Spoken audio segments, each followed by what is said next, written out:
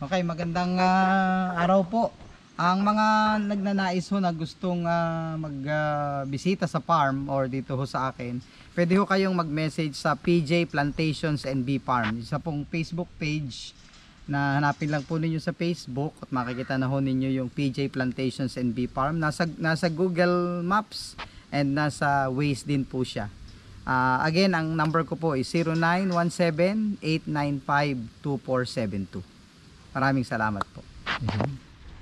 Na lang sa kanila. Itong punong ito, parang kanila na ito. Kina Sir Victor. Magkaibang variety po, Dok? Parehas. Hindi na malalaki. Mas malalaki yan kaysa dun sa native natin. Tapos ang ginagawa ko, pinipress ko siya. Nilalagay ko sa lalagyan ng parang ice candy. Oh, nag-swarm na naman to. Ano pong meron sa ganyan pagkagayaan? May invasion. May lumipat na bago. Tapos binahayan yan. Ayan o. Ang daming lumabas. Nag-aagawan din po ba ng colony yan? Oo. Pagka overpopulated na. Tsaka yung halimbawa yung nag-swarm na. Katulad nung nag-create na ng bagong queen. Hahanap na yun ng panibagong lalagyan ng box. Every ano po yung ini-split? Minsan 6 months. Depende sa lakas ng colony. Pero yung lahat ng yan yung puno na, pwede na yung patungan ng third layer. Yung third layer niyan ay magkakameron na ng honey. Yung lower layer, itong tinatawag na second layer at saka yung first layer, yan ay mahahati naman sa dalawa. Ay, ba't po ito yung lumalabas yung ganito nito? Ano yung flight tube. Ito yung flight tube nila. Yan.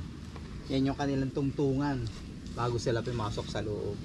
Amoy din nila yan, yung gano'n. Oo. Dami. Napakaganda ng ano niya. Katulad niyan, pag nagpupupuyog, nag-aalaga ng ganyan, hindi mo napatuloy. Puno na. Ilang ano po ang bahay niyong ganito ngayon dito? Abutin to siguro ng mga nasa 200 mahigit. Tapos meron pa tayo nasa secret garden na more than 1,000 colonies. Aba, pagkakadami. Pag hinati yung Dok, Additional 2,000 boxes. kaya pala yung dami mong box. Oo, naka-ready na yon. Pag hinati mo, kailangan meron kang hiwalay. Hindi po naman apektado pagka maulan yung paghahati niya. Pag maulan, hindi siya hinahati. Ayun. Nagdadagdaglaan ng layer. Pero basta 1 month before the rainy season. Ano po ang pinakamalakas niya magbigay ng honey? Summer. Summer. Oo, ang summer niya, nakakagather ako ng mga 2 to 3 kilos per box. Sa isang katari? Oo. Napakamahal ng honey niyan. Ang honey niyan umaabot ng 1,000 to 1,500 per kilo or per liter. So kung ikaw ay isang ordinaryong farmer, meron kang alagang 5 o 10, habang naghihintay ka ng ani ng niyog, meron kang ayuda. Ang isang tao, Dok, kumbaga, ilan po ang kanyang i-maintain na para mag-maintain ng nito? Pag sa feasibility, yung talagang kikita, mga 18 hanggang 20 piraso. Na ganito. Kaya nga kung halimbawa sa inyo, meron akong pwede ko ipaiwi Pwede nating ipaiwi dun sa talagang malapit lang sa akin. Tapos yung iwi method na technique, gayon din. Pag napaanak mo, iyon na yung isa. Pwede pang mag-add. Kung gusto mo talagang libo kung kaya.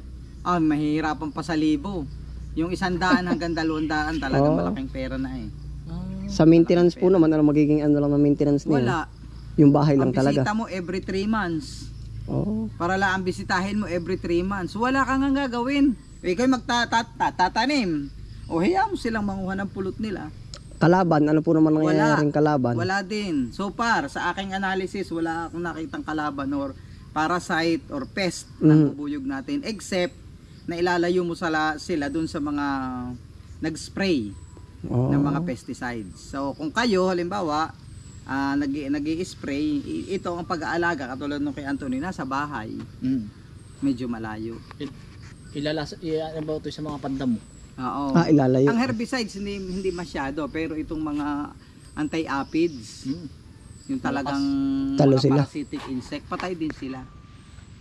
Yun ang marami tayong matututunan kay Doc PJ. Madami. Ito'y tambayan, tatlong mangga. Hindi pa. Ari naman, tigilan ng manok. Dami pala. Ano kay mga buhay? Lalo. Ay, tama. Kalahati semento, pero hindi ko ito binabasa. Kalahati semento, kalahati yung ud-udan. Ayun, mga biik. Anong lahi po? Ari? Potbelly yan. Ari naman ay crossbreed ng durok sa kanil. Durok? Oo. Yan, pag crossbreed mo doon sa Tagalog, maganda yung anak kasi mataba yung likod mo at magandang likunin. Ayun. Para ano po naman aring baboy na rin? Dito rin po ba ito? Ito ay binigay sa akin ng kaibigan ko sa Laguna. Yan yung potbelly, malaki ang tiyan. Kumbaga ang dumi na rin, Dok, dadakotin na lang. Ididada ko tapos kinokompos. Pagka-compose mo, pwede mo ilagay sa halaman. Lalagyan mo lang siya ng bualaw. Tapos yung bualaw, kaya itong carbonized rice hull para mawala yung amoy. Hindi mo kailangan tubigan, walang natakbo din na tubig. Ito dito lang. Pati po ito sa kabilang Oo, likod. harvesting ko lang yan. Pagka na-compose na, nilalagay ko lang sa sako. Pwede rin nga pala. Pwede ng pataba. Pataba na, no? Para hindi ka na magkikikin man. Pero nain na, ano? Walo. Oh, so patalas ng itak. UV plastic. Nado pa itak mo, ha? Para po ipagkakaloob sa atin ni Doc PJ. Aba, pagkakatalas, ano? Pagkatalas. Panto. Nari, tigay sa kami ni Kabispring.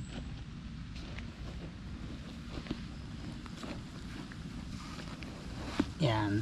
Yung pala yung pagkakapal. Kapal nga. Ibig sabihin doon ka rin pag-aapatin na, no, Ari?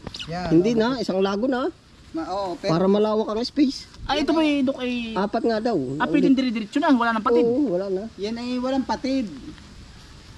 Ito, Ilalago na. pag Ay, di binuklat. ilalago na pala, Dok. Oo. Pag binuklat, ito. Tapos, are.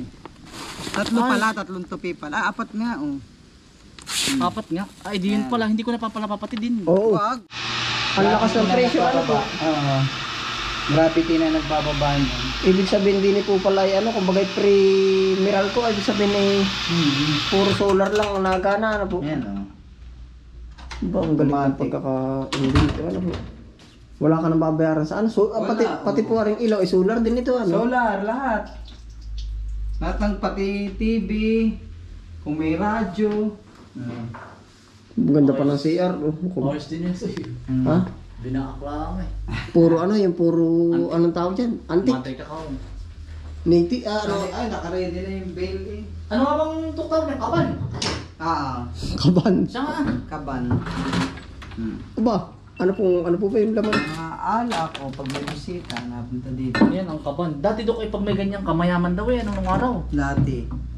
Kaban? Sinaunang kaban po yan, no? Hindi, pinagawa ko lang. Sinaunang aparador, pinakonvert. Para doon ka, utoy ah. Lagayan ng mga jacket-jacket nung araw. Mga damit. Pati charger.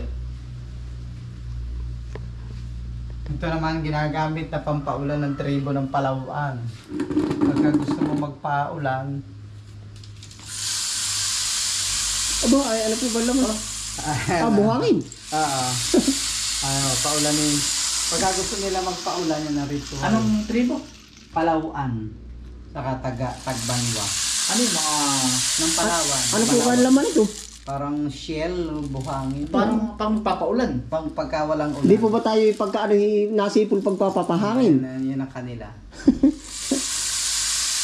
Parang ang naulan yan. Para naulan na, no? Ang astig, ano?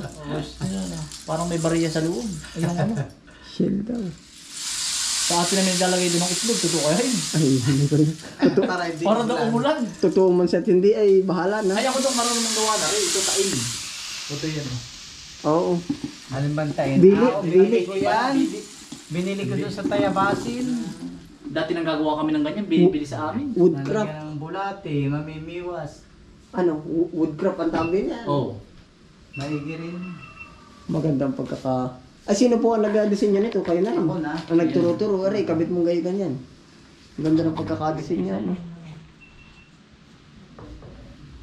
Balustre, yan ay pinag... Ganyan po ang itsura pagka puno na. Dito kanto na eh. Oh, yan. Dami nga pala. Yan ang bahay.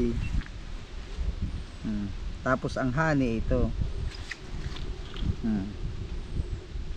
Ayan. Pwede ninyong tikman. Oh, ito Tikmi, kwento na eh. tapis pre ng ano, tama-tama sa ubo mo. Yan ang husay na rin. Kasama lahat. Fresh na fresh po. Ay, ito yun. Hati yun. Galing. Hindi ba dahil kamay? Ano sa iyo? Yan o, hatiin nyo. Ang sarap. Giba agad yung sipon mo ngayon. Panalo ano? Ang sarap. Ay. Yan ang hitsura. Astig Ibig sabihin, yung ganyan layer na, pinapatuwang ako na ng third layer. Pag third layer na siya, yun ang hitsura. Puro honey na din yan. Paano po Dok, halimbawa hindi na-harvest ang honey, ano po mangyayari doon? Bahay. Magiging bahay niya siya. Ibig sabihin, mas lalaki siya. Mas pataas, kahit nga 5 layers eh. Oo. Ang nagiging bahay po pala yung honey rin nila. Yung honey, yun ay kaya sila nang gagawa ng honey. Yun Pagkain. ay in preparation do sa kanilang gagawing bahay. Oo. Ayan, natin mo ito puno ito. May nanginig ba din eh? Mga kusina yan. Mga bata, ayan hindi pa, nataas pa lang. Ano pong tawag dyan sa ano ngayon? Yung parang... Propolis. Ha? Propolis. Core. Propolis. Daming Yung aral. propolis, yun yung dakta na antibiotic. Yung ginagawa nila yun. Oo, Kinukuha po nila yun, nanggagaling ng... galing sa mga dakta ng, yan, kinain yung yan, galing sa mga dakta ng puno. Oh. Na yun naman, tinutunaw yan sa mga solution para maging throat spray. Pwedeng sa alipunga, Ay, pwede. pwedeng sa mabahong paa, Marami pwedeng sa mabahong kilikili. Order pala ko Dok ng mga 2 galon na aking kilikili.